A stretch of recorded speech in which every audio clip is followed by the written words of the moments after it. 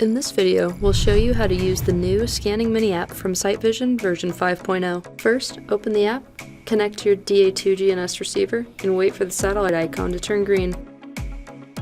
Next, load a 3D model in from your pre-made Trimble Connect project file. You can create a project in Connect. Walk straight ahead until the compass icon turns green to reset your orientation. Accessing the Scan Mini app, select the app menu on the bottom of the screen, then the scan icon. To start a scan, simply tap the scan icon. A red flashing record button will appear to indicate that you're scanning.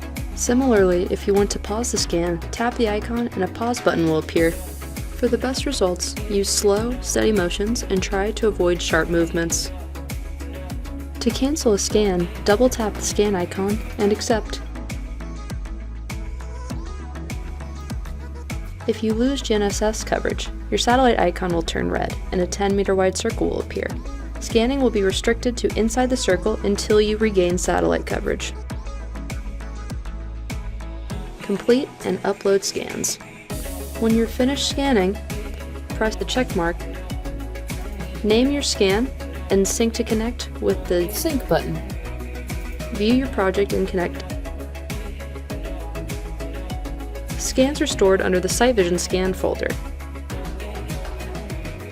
Use the Remote File Access tool to view your scans in Trimble Business Center.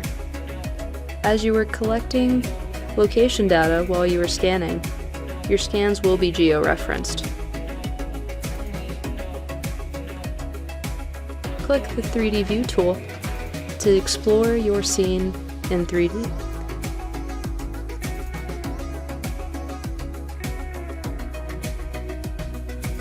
To learn more and to keep updated, visit our SiteVision Help portal.